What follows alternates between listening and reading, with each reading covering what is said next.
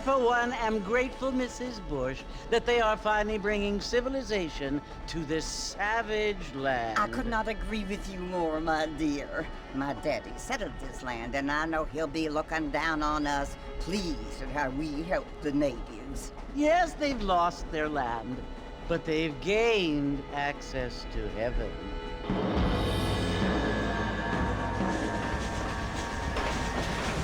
But Father, do you mean unless an innocent receives communion, they're destined to go to hell? That hardly seems fair.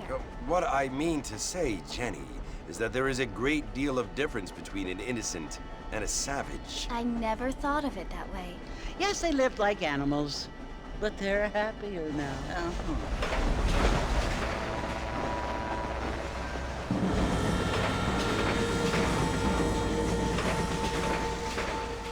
Not only do people now have motor cars, Father, but I heard that pretty soon we will be able to fly. No, only angels can fly, Jenny. No, apparently people can fly. Didn't you hear? Out in Kansas, a man even got a car to fly. I hardly think so, Jenny.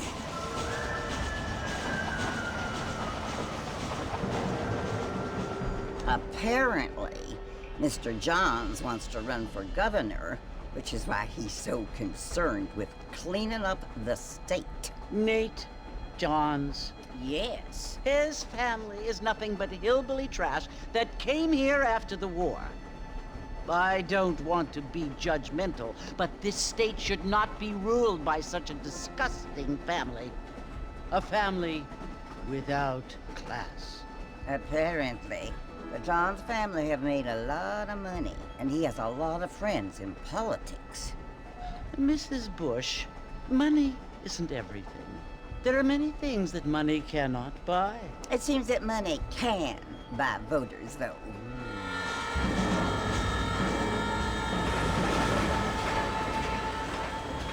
What you must remember, my dear, is that we have been brought here to spread the word.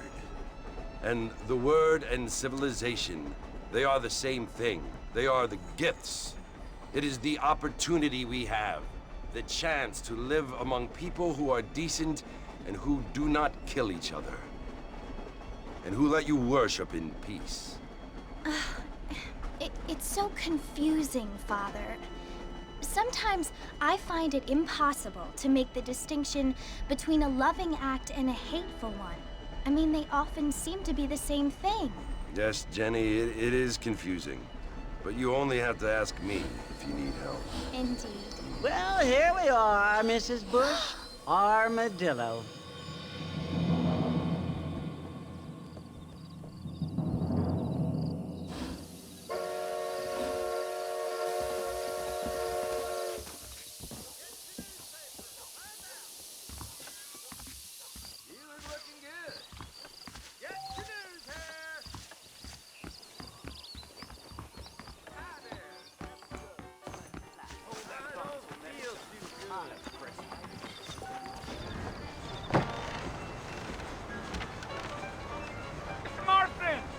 Mr. Marston, over here!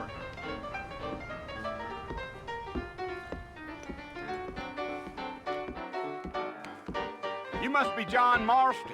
Sometimes. I'm Jake. Your friends from Blackwater hired me to guide you. They ain't my friends, but pleased to meet you, Jake. I got the horses saddled up and ready out front.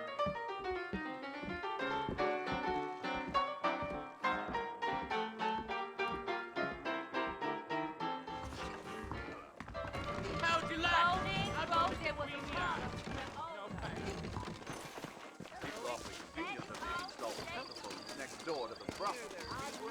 You ain't gonna find sturdier horses than these in all of New Austin.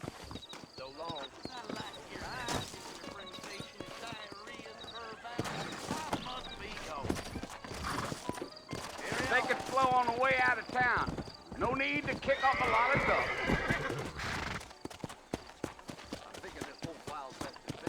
Yeah.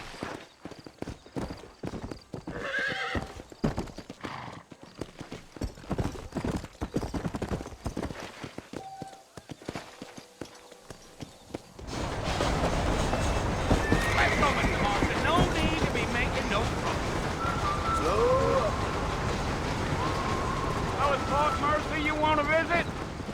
right? Ain't taken nobody up to the fort in a long time. Strange place for a decent fella to want to visit, if you don't mind me saying.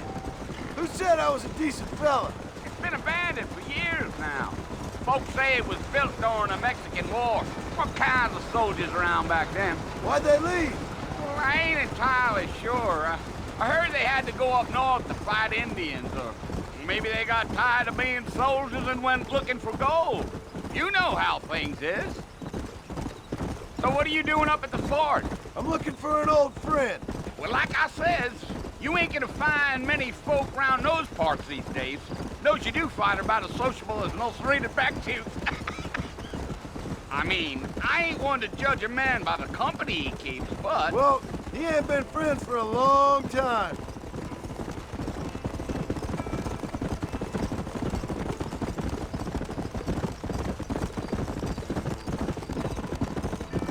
Are you planning on spending any time in Armadillo, Mr. Marston? I doubt it. I ain't planning on staying very long. Well, if you're fixing for some female company, you can do a lot worse than Armadillo. Fine as cream gravy they are. Not like Thieves Landing. Dang, those girls ain't even fit for a drinking man to hole up with. I'm a married man, I'm afraid. Ain't we all? Gee up.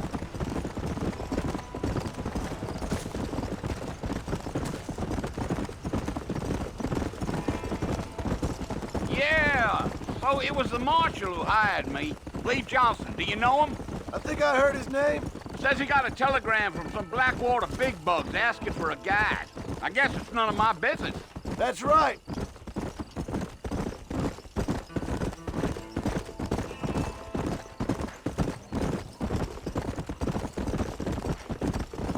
You ain't very talkative, are you? Nope. I'm just chewing the dog, mister. It's how I am. I don't mean nothing by it. Trust me. There's things you're better off not knowing.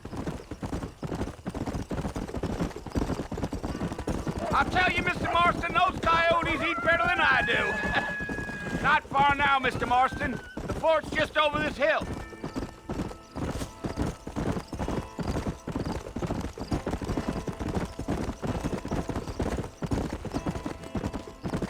Whoa there. Listen, mister. This here's what's left of Fort Mercer. Some gang rode in and took the place over. So I understand.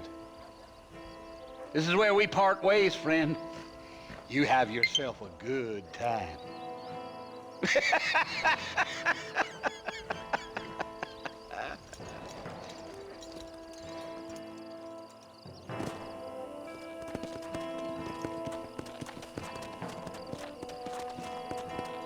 Come on.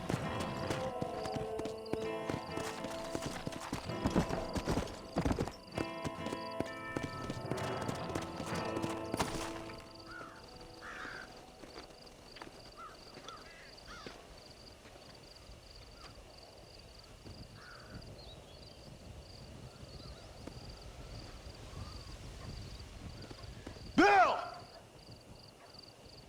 Bill, I've come for you! Bill Williamson! Come out here right now! Go away now, John. Don't make me kill you. Nobody needs to kill anyone, Bill. You must think I was born yesterday. You always did think I was an idiot. That ain't fair, Bill. You were as my brother. I've come to try to save you. Oh. Do I look like I need saving? Bill, please. They want to kill us all. I can help you. Well, you never tried to save me before. You only seemed to save yourself. Bill, I implore you think about this. You implore me? You implore me? You always were one for fancy words. Oh. Well, things are different now, John. Now I'm in charge! much. And no more you. Implores. I implores you to go back and tell them to send someone just a little bit more impressive next time. Well? Oh. Poor John.